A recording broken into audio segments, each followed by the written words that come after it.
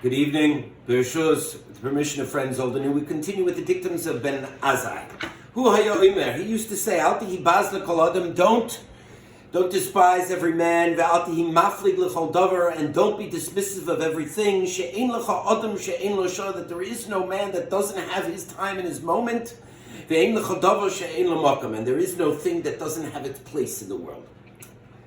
How can we not scorn someone when they actually appear through their actions to be worthless and despicable individuals? Chazal do not agree. Our blessed rabbis had an unshakable faith and incurable optimism relating to man and his potential. So long as a person lives and breathes, he has flexibility and freedom. As an old Latin phrase states, dum spiro spiro, while I breathe, I hope. Case in point. The Gemara in Kedushin tells us of the following: Harei at mikudeshes li al menah shani tzadik gomor. Behold, you are betrothed to me on the condition that I am a completely 100% righteous individual. But we know this guy, and this guy is a complete disgust. How can the condition that he states, I'm marrying you on the condition that I'm a tzaddik gomor, that I'm a completely righteous individual, have effect? In fact, the Gemara says that in fact the marriage is valid if he says that. Why? Comes along the Gemara and gives us the unbelievable answer. Shema hiru believe. Maybe he did tshuva. Ein lecha odom she'ein lo sha'a. No man on earth doesn't have his moment in time. Yesh shekoina olomo b'sho'a achas. A person can acquire the entire world in one moment. Ben Azai says, Al tihi baz l'kol adam. Don't despise every man. Do not hold every man in contempt. Do not lord over others. Do not shame others. Now, contrary to popular opinion, in which the word baz appears in the Torah, which in fact it actually does on many occasions, but as it relates specifically to a maisa, an action of individuals that are mentioned throughout Tanakh, most people believe that it occurs only twice in the Torah. I'm coming to tell you that's not the case. It actually appears 3 times. Not twice, 3 times. Everybody believes that it occurs in the first 2 instances. Instance number 1, case 1. Vayivez Esav HaBechira. And when it came to the selling of the birthright, the Torah tells us that Esav despised his birthright. The second place in the Torah in which a person despised something is mentioned in Esther. Vayivez be'enav l'shloach yad b'Mordechai. The whole world was bowing down to Haman, except one guy, Mordechai. And what does the Torah tell us? What does the Megillah Esther tell us on what was Haman's reaction? Vayivez. He despised Mordechai in that he wouldn't bow down to him. There is a third case. The Plishtim are encamped against Klal Yisrael, and it is a mighty army. And the Jewish people are afraid that they're going to be defeated. And they gather their forces together with Shaul HaMelech, and out comes the hero, the warrior of the clans of the Plishtim, to do singular combat against the Jews. And his name was Goliath, or Goliath. And emanating out of the camp of the Jews is a young lad, a Na'ar, as the Torah tells us, as the Navi tells us in Shmuel Aleph. And his name was David, yet to be king. And as this one young warrior comes out to the plain to do battle in single-handed combat with the Plishti known as Goliath, the Plishti says the following in Shmuel Aleph. Vayabeit ha-Plishti, and the Plishti he gazed. Vayira as David, and he saw David. Vayivzehu, and he despised him. He had contempt for him. Ki haya na'ar, because he was a young lad. The simple pshat, the simple understanding is that he had contempt for David HaMelech because he was not a worthy opponent in the eyes of Goliath.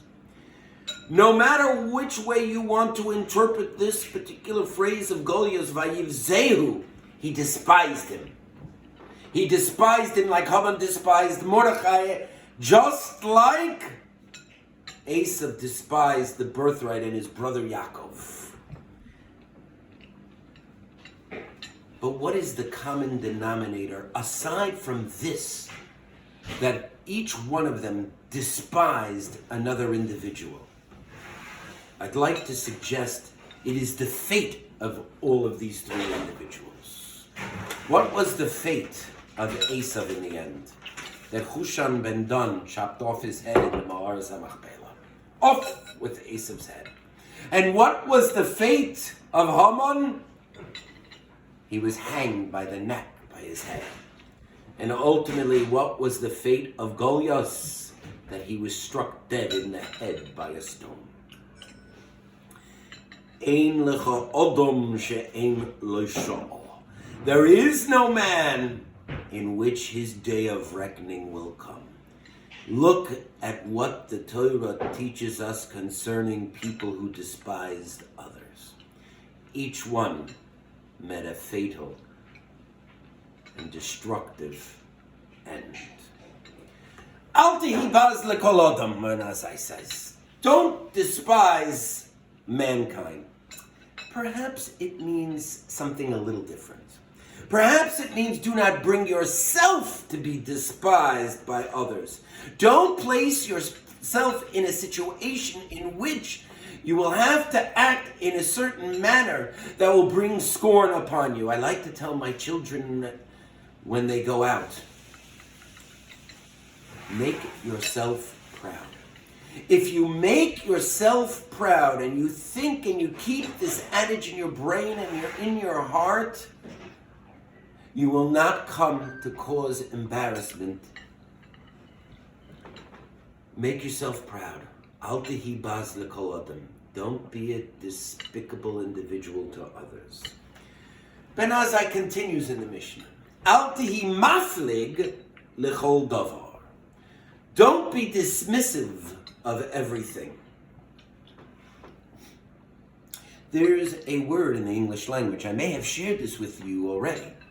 I don't recall, but I'd like to share it with you again. It is the longest non-technical medical scientific word in the English dictionary. Flossi nasi nilla hilla pillification. And what does it mean? It means the habit of estimating things as worthless. Oh, I've got a nice house. That's nothing. I got a nicer house. I got a car. Your car means nothing. I've got a better car. That vort, meaningless. I'm not even goyres it. I don't even acknowledge it. I heard one person once say, oh, that's cute. Don't be dismissive of others. Al tehi maflig. Don't denigrate others in your dismissal. You may think through your words and your actions that you may be, so to speak, acknowledging something, but those same words may in and of itself translate in a dismissive manner to the person who's the recipient. Flossi nasi nilla hilla pillification. The habit of estimating things as worthless. Al tehi maflig lechol adam. Don't be dismissive of every man or everything. Ben Azai comes to tell us. Alternatively, I'd like to suggest the following. It doesn't mean al tehi maflig, don't be dismissive, but rather al tehi maflig means don't be divisive Don't be a dividing force. Now, what do I mean, and how do I get to this conclusion or this interpretation? I'd like to suggest Lefi Aniyas Daiti, the following. Al Tihi Mafle comes from the shorish of Peleg. Peleg, in which the generation called the Dor Haflaga was named. Why was it named such? Because they were divided as a result of the fact that they chose, even through their ostensible unity, to do one thing. In their unification, in their union, so to speak, they went to challenge heaven. They fought and felt that there should be a division between earth and heaven. And they raised a tower. And God struck it down and dismissed them and divided them so that they would now be no longer one nation, but many nations. Why? Why?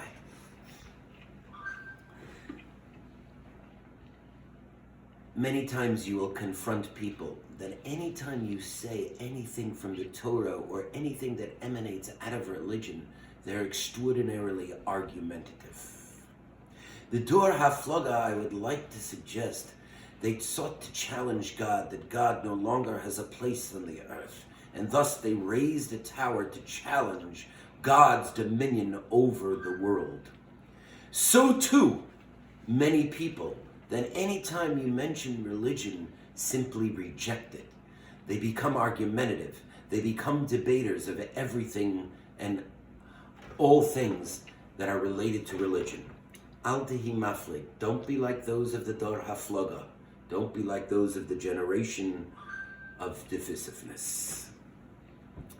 And finally, I'd like to tell you a story. It's a story that was related in Gemara and Pesachim for those of you that finished recently, right before Pesach, Masechta Pesachim. The story goes as follows. It's mentioned there. Rabbi Yosef, the son of Rabbi Yeshua ben Levi, he went up to Shamayim, he went up to heaven. And Rabbi Yosef, his father, asked him, what did you see? And he says, Olam Hafuch. I saw an upside down world.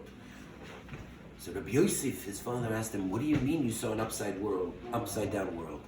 I saw those who are being machabed in this world, those who are being honored in this world, not being honored in this world. I thought those who were wealthy in this world, who are poor. I saw those who were rewarded in this world, deprived of their reward in the world to come. In the Olam HaEmes, this is what Ben Azai is telling us, She'ein lecha Adam, she'ein lo sha'a. In the world of truth, in Shamayim, at the end of our days, there you will have your day of reckoning. There you will know what is true and what is not true. There you will know that is the hour. That is the moment in time. And there is no thing that doesn't have its place. When people are reunited with the Ribono Shel Olam in the Olam HaEmes, when they are reunited with the Hamakam, the other synonym of God, the place, there and only then will it be revealed the truth about all men. As Shakespeare says in Hamlet, we may know what we are, but know not what we may be. Ein lecha Adam she'ein lo shah. There is no man that doesn't have his moment. Yesh shekona olomo b'shah achas. Good night.